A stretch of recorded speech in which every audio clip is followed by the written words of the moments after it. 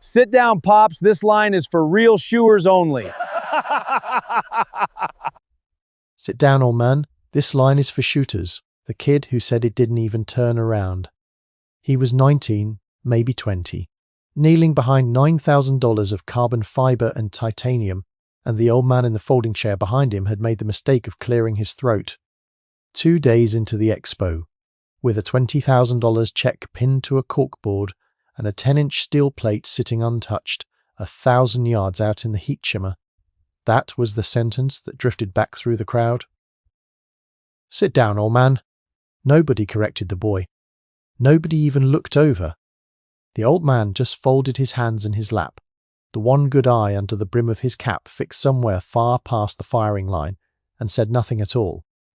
If a man ever earned the right to be in a chair on that line, type Semper 5 in the comments right now, because by the end of this, you're going to know exactly who was sitting in it. His name was Earl Mercer. He was 78 years old. He had a black patch over his left eye, and a Marine Corps emblem faded to grey on the front of his cap, and he had driven 400 miles across the high desert to be ignored. The challenge had been the talk of the precision rifle world for a month. A barrel maker out of Arizona had set up the biggest booth at the expo and bolted a promise to the front of it, $20,000 cash to any shooter who could ring a 10-inch steel plate at 1,000 yards. One shot to qualify for the attempt. Ammunition supplied, spotting supplied, but there was a catch, and the catch was the whole point. Iron sights only, no scopes, no blasts of any kind. The company sold the finest optics money could buy, and they'd built the entire spectacle around taking them away, because nothing pulls a crowd like watching the modern world humbled by an old hard skill. A 10-inch plate at 1,000 yards is almost exactly 1 minute of angle. It is the width of a dinner plate, seen from 11 football fields away, and over open metal sights it sits behind the front post like a fleck of dust on a windowsill, swimming in mirage, shoved left and right by a wind nobody can see. For 2 days, the best precision shooters in 3 states had lined up to try. They had failed, all of them. Sponsored shooters with national records behind, glass had stepped to the line, settled behind a company's loaner rifle. A long, heavy Palmer gun in .308, a Warner aperture at the rear and a globe sight up front. The supplied match ammo 155 grain load built for exactly this distance. And they had missed. Some missed by feet. The plate would sit there mocking, while the spotter called the misses in a flat voice, left edge, 6 feet low off the berm, 10 o'clock. These were good men and women. They could dial a scope to the 1/4 inch and let software do their thinking, and that was precisely the problem. Take away the glass, take away the ballistic cap, and ask them to read a flag and a heat wave with their own naked eye, and the wind ate them alive. The wind on that range came down a long draw and curled around a low ridge, and it lied. It said one thing at the firing line and did another out at 600. The young man kneeling at the front, Tyler, the favourite, a precision rifle personality with 200,000 followers and a sponsorship patch on each shoulder, had come the closest of anyone. He put one round inside 3 feet of the steel and the crowd had gasped. And he had stood up and shaken his head and said the wind was unreadable. That was the moment the old man cleared his throat. I'd like to try.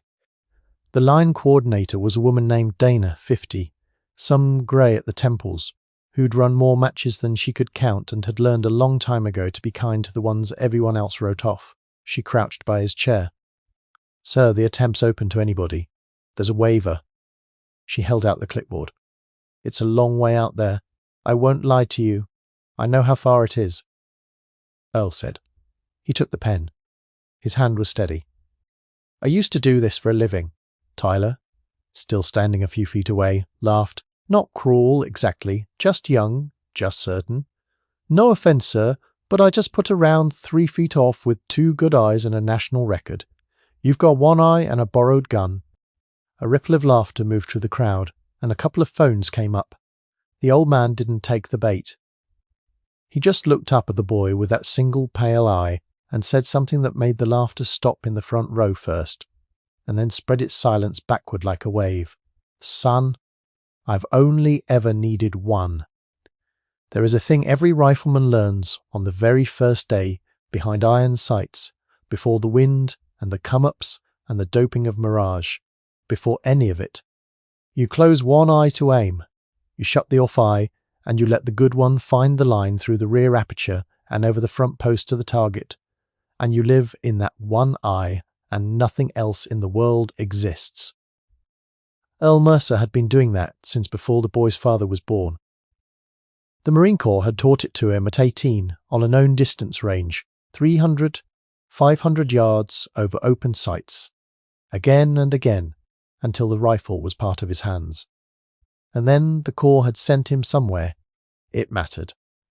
So when a mortar fragment took his left eye on a hillside half a world away in 1969, the cruel arithmetic of it was that it took the eye he already kept shut. The patch wasn't a handicap on this line. It was something closer to the opposite. It was permanent. It never blinked at the wrong second, never watered in the glare, never had to be told to close. He'd buried the man who taught him that lesson, and he'd come a long way to be laughed at by a boy who thought eyes were the thing that did the shooting. Dana cleared the line. Tyler stepped back, half a smirk still on his face, arms crossed, recording. Earl lowered himself down onto the mat behind the Palmer rifle, the way an old man lowers himself into water, slow, deliberate, testing every joint, until he was prone and his bones found the ground and something in his shoulders dropped and settled. He didn't touch the rifle for a moment. He looked out at the 1,000 yards of nothing between him and the plate. There was a flag halfway out, a faded orange windsock on a pole at the 500 line, and beyond it, the air rose off the desert floor in slow vertical ropes of mirage. He read it the way other people read a page. The flag was lying. He could see that it stood out stiff at the line, but the mirage out past it was boiling straight up, which meant the wind that mattered, the wind at 6 and 800 where the bullet would slow and grow stupid and start to wander, had quit. The draw was switching. He had a window, maybe 30 seconds before it came back.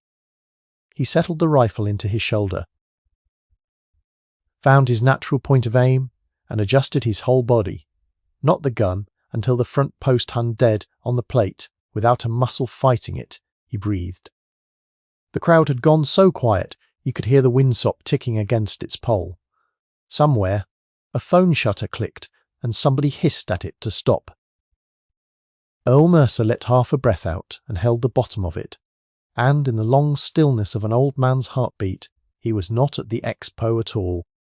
He was 21 again, lying in red mud west of Anhor in a place the Marines called the Arizona, and the wind off the Vujia was switching the same way it switched now. And a voice beside him, a kid from Ohio with a grease pencil and a spotting scope and a laugh too big for a place like that, was whispering numbers in his ear. Hold a half mil right. Gunny, she's going to lay down in a second. Wait for it. Wait, the same voice, the same wind, the same single breath. If you've ever waited on a shot like that for the body, for the man, for the right thing, type the name Danny in the comments before you read another word, because that was the kid's name, and in about 90 seconds you're going to understand why it matters. He broke the shot. There was the crack flat and sharp over the desert, and then the worst part. The part no scope and no app can shorten. The wait. A bullet takes most of 2 seconds to walk out to 1,000 yards, and then the sound of steel has to crawl all the way back. And so for 3 full seconds after the rifle fired, nobody on that line breathed, because nobody knew. Tyler had stopped recording. Dana had her hand over her mouth. The old man hadn't moved a hair off the rifle. Then it came rolling back across the flats, a clean, bright clang, the unmistakable ring of a hit dead center on steel, and the plate swung on its chain 1,000 yards away, and the entire crowd came apart at once. People were shouting, jumping, 200 phones up, and recording the empty desert and the swinging plate, and the old man on the mat who simply closed his one eye and rested his forehead against the back of his hand and let his shoulders drop 1 more inch into the ground. He did not celebrate. He looked for a moment like a man setting something down that he'd been carrying for 50 years. That should have been the end of it. The shot, the check, the viral clip. But it wasn't. Because of who was standing in the back of the crowd, a man had been moving up through the bodies the whole last minute, broad-shouldered, 50s, in a sport coat, an expo lanyard around his neck that read Guest of Honor. He'd been the keynote that morning, a retired Marine sergeant, major, with 3 combat tours and the Chester ribbons he never wore to civilian events. His name was on the program. Sergeant Major Danny Vance, USMC, retired.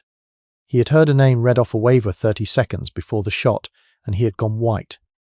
And now he was pushing to the front of the line with his hands shaking, and when Earl Mercer rolled up onto his knees and reached for his cane, the sergeant major was standing over him, and the sergeant major could not speak. The crowd hushed again, confused. Dana stepped back. Tyler lowered his phone. "Gunny Mercer," Vance finally said, and his voice cracked clean in half on the second word. He came to attention. A sergeant major, a guest of honor, snapping to attention in the dirt for an old man in a folding chair cardigan, and the gesture rippled outward, and people who had no idea what they were watching began, one by one, to take their hats off. Gunnery Sergeant Earl Mercer, 1st Marine Division Scout Sniper. "You don't know me, sir, but I have wanted to find you my whole life." Earl looked up at him, and something moved across the old face. "Vance," he said quietly. "You've got his eyes." "He was my father." The sergeant major's jaw was working hard. "Daniel Vance, Lance Corporal. He was your spotter." He turned, half to Earl and half to the silent crowd. "Because some things have to be said out loud or they don't count. My father died in the Arizona Valley in 1969. I was 4 months old. For my whole life, all I had was a folded flag and a name and one letter. One letter. From a Marine who said my father had shoved him into a ditch when the mortars came in, said my father took the round that should have been his. Said it cost him an eye and that he was alive because of Danny Vance, and he would never let himself forget it." Vance's voice broke all the way down. He signed every letter the same way. Every birthday, every Christmas, a check, every single year. That I now know came out of a gunnery sergeant's pension to a widow and a boy he had never met for 56 years. I never knew his face. I only ever knew the name at the bottom of the page. He looked down at the rifle, at the plate still ticking on its chain, 1,000 yards out, and he understood, and he said it for everyone. "You didn't come here for $20,000. "No," Earl said. "Tell them why you came, Gunny." And the old man got slowly to his feet, with the sergeant major's hand under his arm, and turned to face the people who 2 minutes ago had been laughing at him. "The funds run dry," he said simply. "Scholarship, in Danny's name, for kids out of his hometown. I've kept it going as long as I could on what I've got. I'm 78. I wanted to leave it full before I go." He nodded out at the steel. "Figured I had one good shot left in me. Didn't figure on his boy being here to see it." For a long moment, nobody on that line moved. Then Tyler, the kid, the favourite, the one who told an old man to sit down, stepped forward. His face had gone through something in the last 5 minutes that a person doesn't come back from unchanged. He didn't say anything clever. He pulled the sponsorship patch off his own shoulder, the one worth more than the prize, and he held it out, and then he turned to the crowd and the cameras, and he said loud, "I'll match it, the 20. I'll match every dollar into that scholarship, and so will half the people standing here, and somebody get me a pen." And they did. They lined up. The viral clip that came off that range was never about the shot.